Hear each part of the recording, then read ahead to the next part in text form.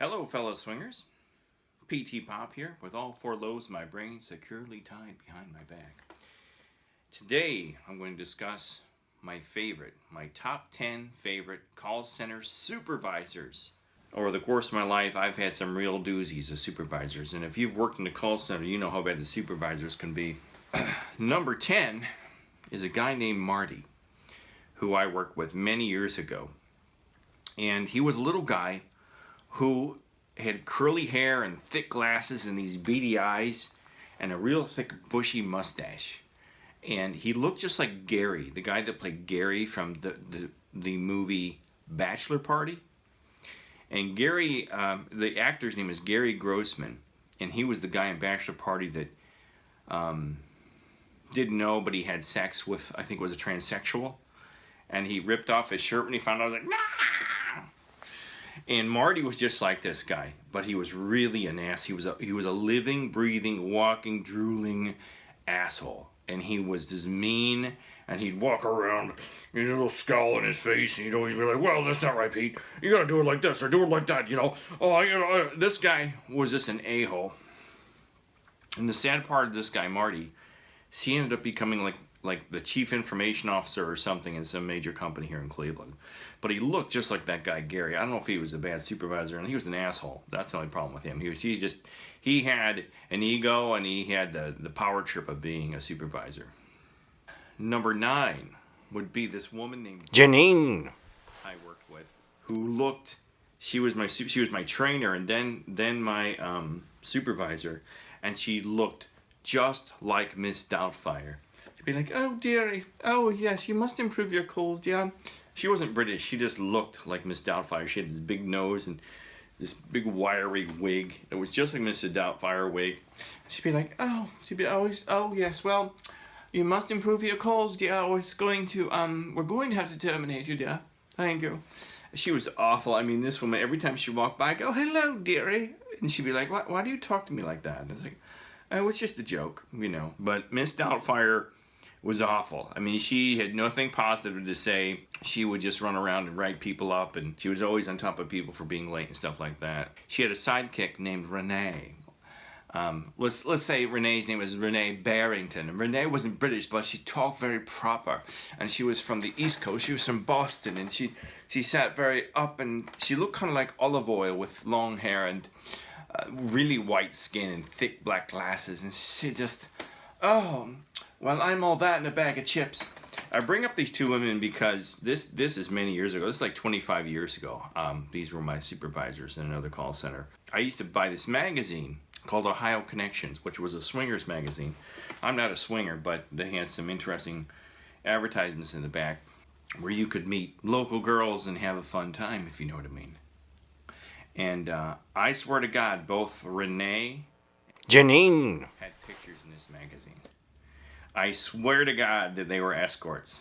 They're nice looking ladies. I mean, they're all right. But Donna was like 60 years old or something, and I think she was a dominatrix or something in the back of this magazine. Now, she had the thigh boots on, the corset, and I swear to God, this is what this lady did on the side. And all the names have been changed to hide the identities of the real incompetent supervisors. One of the next people I had was this woman that was my supervisor in Arizona. I moved to Arizona, and I worked for a bank, a big call center for a big bank out west. She was an African-American lady, and she was always, you know, you're going to do this in the call and do this in the call, and then every 5 minutes she'd take a bobby pin, and she'd clean out her ear. She'd go like that. Well, you know, these calls are not too bad. You got a real nice voice in the phone, you know, and it was always her left ear. It wasn't her right ear, and it was always the bobby pin. It was always like, yeah, I think there's something living in my ear. It's like a Wrath of Khan. Woo! She's always digging in her ear, and she talked to herself. She talked to her hand all the time. She'd be walking down the hall. This is before cell phones. We had cell phones, but this is before everybody had one, and headsets and stuff like that. There was Bluetooth, I think, but she didn't have any of that. She'd just walk around the hallways going, oh, well, today's stats, you know, and you'd hear her walking and talking. She'd be a nervous wreck. She would break into phone calls in the middle of a call with a customer live. She had this ability from her desk to break into the call, interrupt me and the customer, and say, "Oh, no, no, no, no, no, don't say that, say this." And the customer would be like, "Pete, who's that on the phone with us?" I said, "That's my supervisor. I apologize about that. It was horrible." And I had this guy, let's say his name was Jim. And Jim was, I was in Arizona. He was one of my coworkers originally. And it turned out this guy was from Cleveland as well. He was also from Cleveland. And he and I went out for beers and stuff, you know, and then all of a sudden he became my supervisor. Like within a year, he was my supervisor. He didn't have a degree.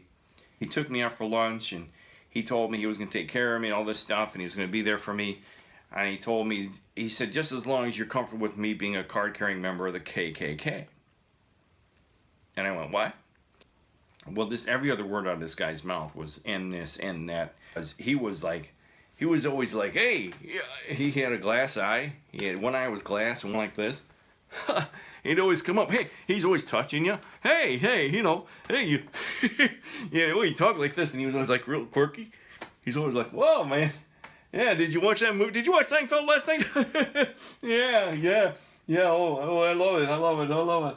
And he wouldn't look at you when he talked. He'd always be kind of like, you couldn't tell which eye to look at, because I could never figure out which one was the glass eye. I saw him change it a couple times. Yeah, well, I'm gonna fire that blankety blank.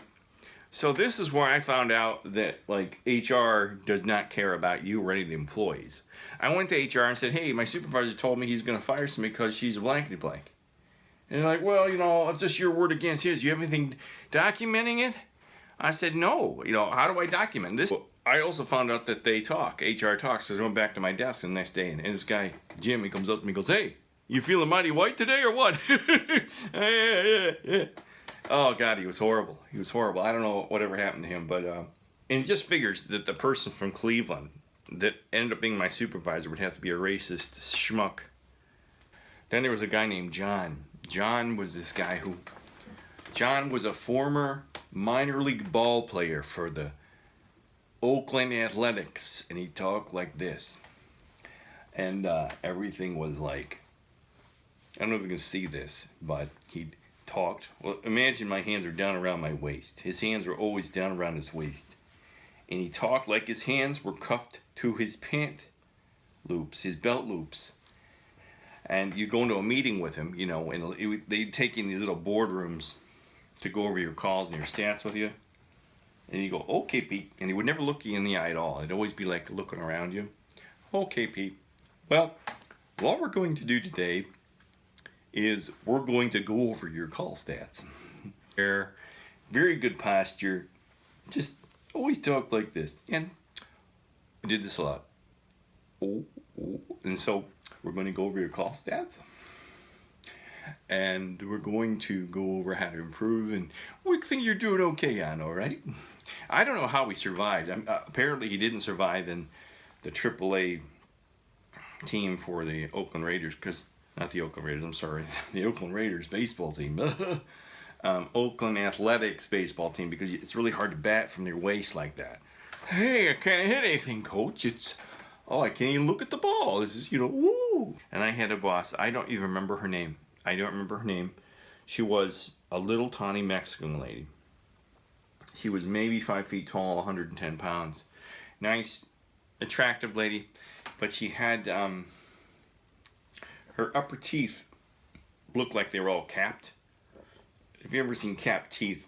They don't look, my mom had capped teeth on the top, and you can tell they're not real. They're just kind of bigger than your usual teeth. But she had this huge grin on her face. And she was allegedly having an affair with somebody in the call center. But at the same time, her husband worked in the exact same call center. And people would harass her on the team because they knew she was having an affair. And they say, oh, you're going over to see Billy down the way? Because a lot of Hispanics on the team. There's this one big girl. She goes, oh, are you going to go see your chismosa? Chismosa. And my supervisor would go, chismosa? Oh, you're so funny, chismosa. And she'd walk around with this big grin on her face. They say, chismosa, rice and beans. I love rice and beans and chismosa. Just recently, I looked up chismosa on Google. Turns out it's a Spanish word meaning gossip. So chismosa, and she'd just walk around. She always had a big grin on her face because it was like she had rice and beans on her pants. Oh, Pete, let's go over your calls. Your calls are fine. You go back and take calls. I'm going to go see Billy across the way. It's so cheese mosa. Oh, God, help me. Oh, she was awful. I'm assuming she was legal. That was cheese mosa with rice in my panties. So, and then at the same company at Verizon, there was a guy who was one of my last bosses there. And he was, let's say his name was Bill, because he was an African-American gentleman. And he talked like Bill Cosby. A black guy, he must have been a huge Cosby fan. I never asked him. He's always, hey, Pete, let's go over your calls. You will, whoa, there, you got a mistake there in that call. Whoa, you know, whoa. Anything Bill Cosby, whoa, you know, zipping and a bopping and a hipping and a hopping. Because he was a good-looking guy, maybe about 50 years old, African-American man with a crew cut. And he always wore polo shirts. He always wore polo and golf shirts because he was always out golfing. And he was never there. He was never there. He was always out golfing because he had like 18 weeks of vacation saved up. So you go over to his house and, hey, is Bill here today? No, Bill's on vacation. Oh, this guy was a racist too. He had the team divided into two sections of 30 people on our team. And he had the white people on the left side and the Hispanics and the black on the right. And it wasn't because he was segregating the blacks out. He was segregating us white folks out. And he was always writing us up. Oh, there's a zipping and a bipping and a bopping and a... You know, oh, God. I'm so glad I'm not working for that guy anymore. He was awful. Then there was... We'll say his name was Bob. And this guy was probably 45 years old. He was banging one of the chicks in my office. And every day at like 11 a.m., he and this girl, Tracy... And Tracy was this little thing, maybe 5 feet tall, and she had a real low center of gravity. Meaning she had strong legs and kind of a big butt. She looked like a little overweight gymnast, and she was a little fire plug.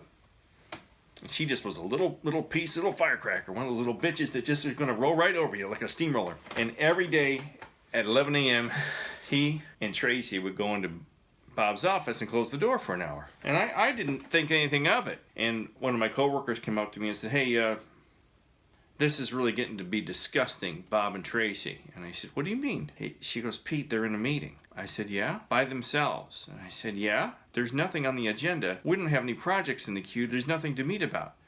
And I went, oh.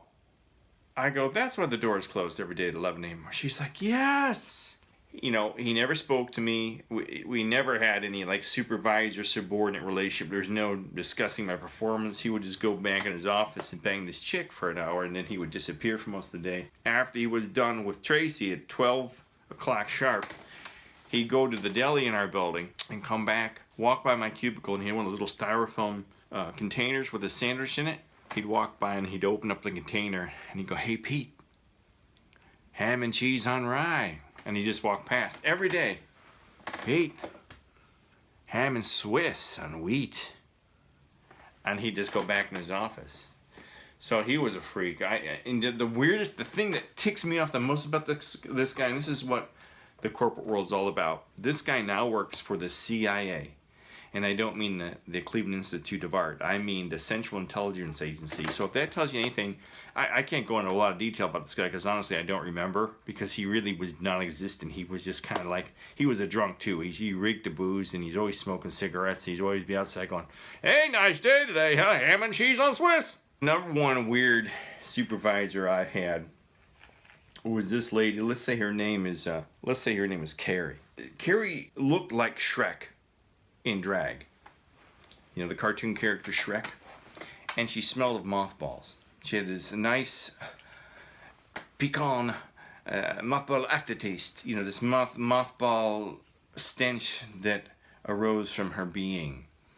And she had these massive teeth, like the cheese mosa lady, whoa! But she had, her teeth were natural, they weren't caps. They were massive, like these big beaver teeth. They're like, 1, 2, 3, 4. She had like 5 big, nasty, huge teeth up here, you know. And she kind of talked like this because she couldn't get away from her teeth. So whenever you go to sit in her cubicle to go over calls with her, she'd floss her teeth while she went over calls. Oh, that's a good call. I like that. Well, you know, you need some work on that one. Hold on a second there, Pete. I got a floss. Oh, I got it. There's some roast beef. There's some waffle from this morning. Yeah. Oh, I like it. Yeah. So you gotta improve on your calls there. Yeah. Yeah. You really. Oh, I think that's some saucers from last April. I'm almost throwing up now thinking about it. Didn't have a college. None of these people I spoke to had a college degree. Never, except for maybe the guy that played for the Oakland A's. I think he went to college.